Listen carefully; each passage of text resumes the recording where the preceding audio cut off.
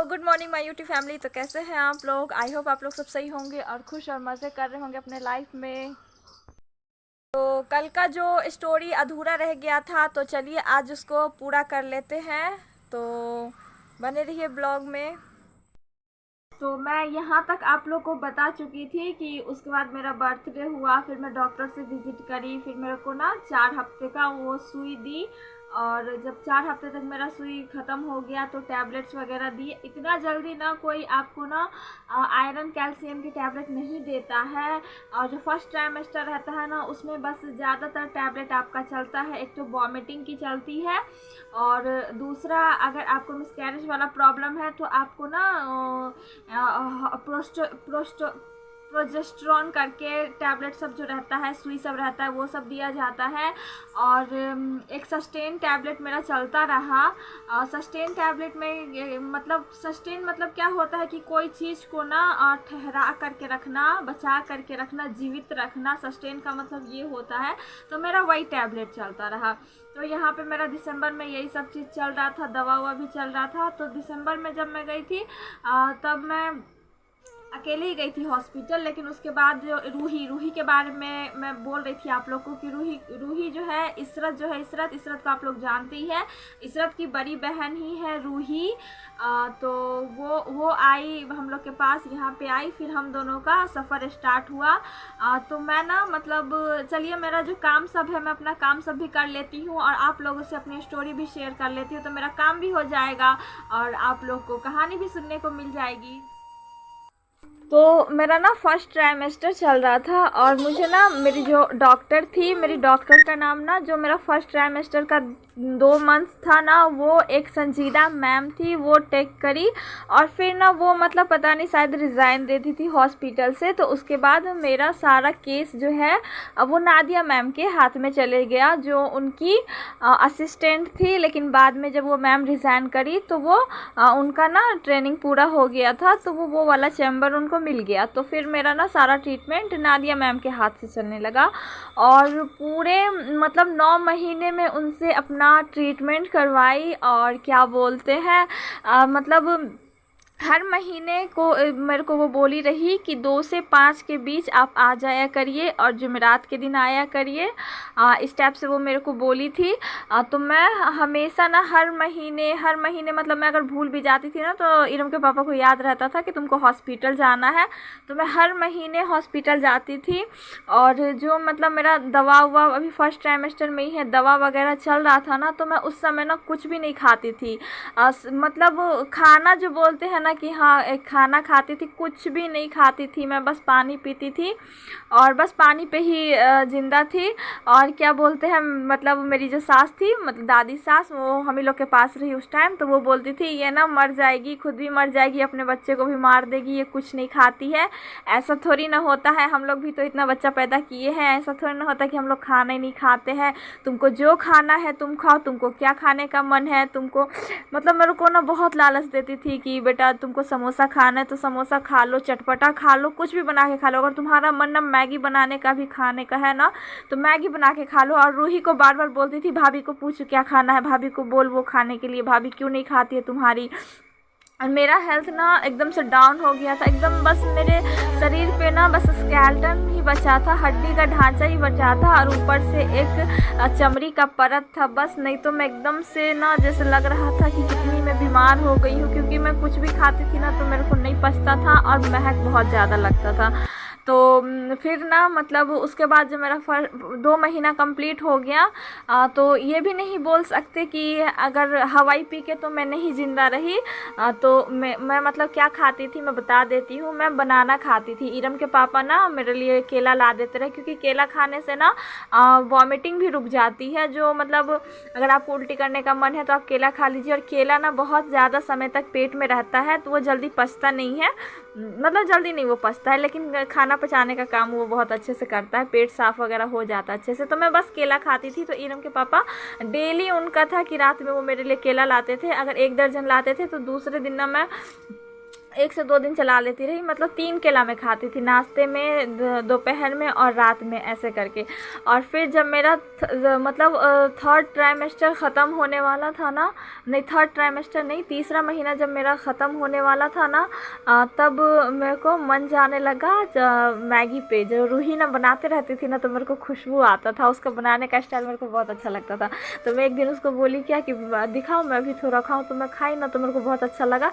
और फिर मन जाने लगा ना कि हाँ हाँ कुछ इसको खाते हैं। हाँ, तो फिर मतलब एक रूटीन बन गया कि शाम के 4 बजे ना रूही मैगी बनाती थी, मेरे को भी देती थी, खुद भी खाती थी। और जो मेरा देवर वगैरह था, वो सूफी, आसिफ और इशरत, तो हम लोग ना सब लोग मिल करके ना खाते रहते थे। और यहाँ पे देखिए इरम ना फर्स्ट टाइम ना इस सीढ़ी से उतरी है, नहीं तो ये वाले सीढ़ी से तो उतर जाती थी, चढ़ भी जाती थी।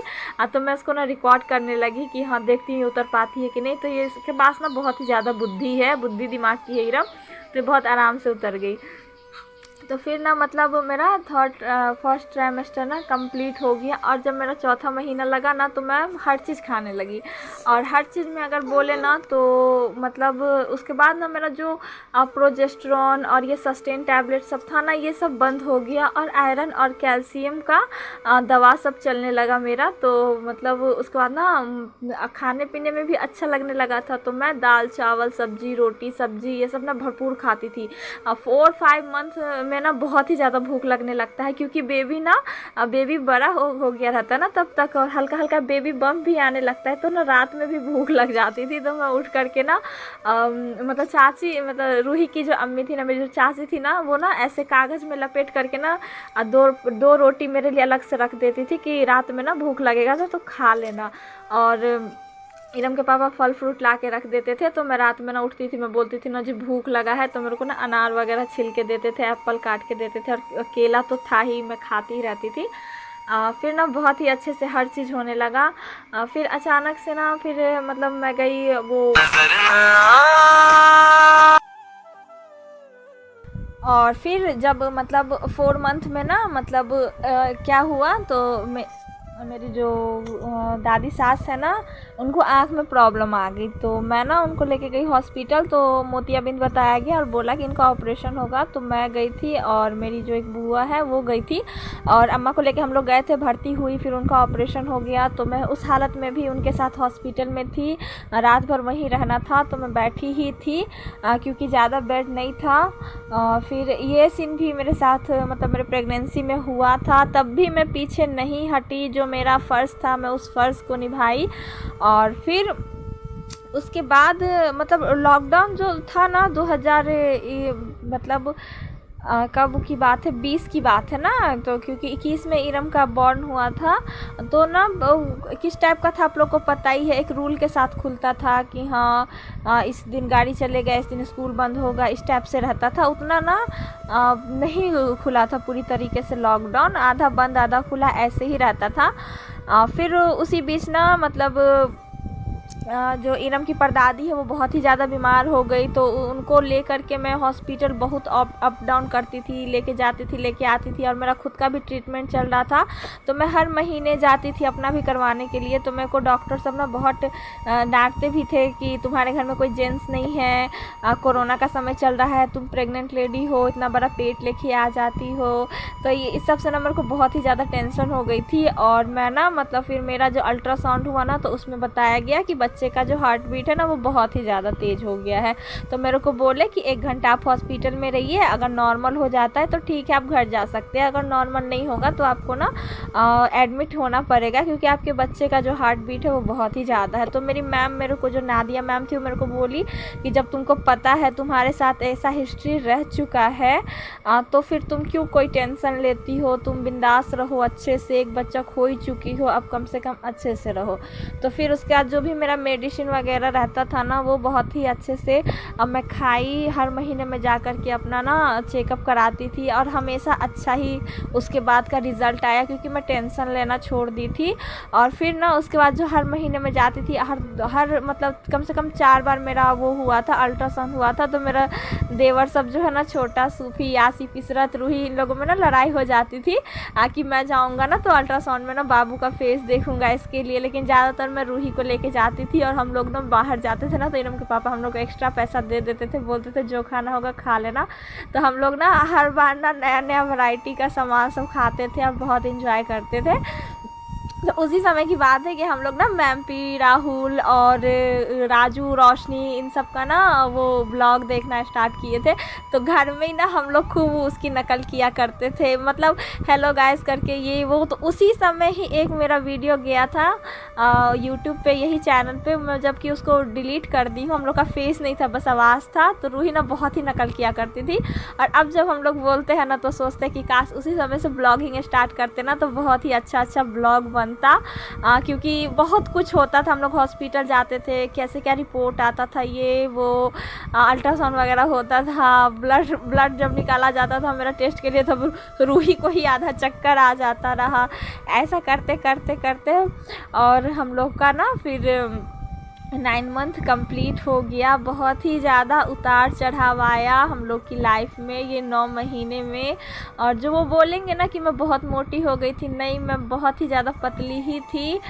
लेकिन अल्लाह अल्लाह करते करते ना पूरा 9 महीना बीत ही गया। और जो मेरा जो भी मेडिसिन था ना, इरम के पापा कभी भी उस चीज़ में कमी नहीं किए, हमेशा मेरा पूरा मेडिसिन चलाए। जो मेरे को खाने का मन रहता था वो ला के देते थे।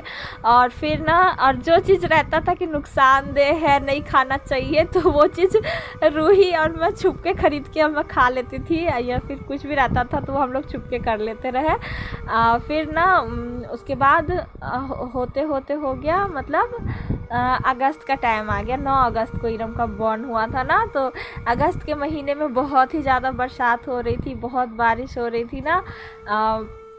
और फिर मतलब ये अभी 9 महीने का ही जर्नी आपको मैं बता रही हूँ। तो यहाँ पे अब आ गया अगस्त।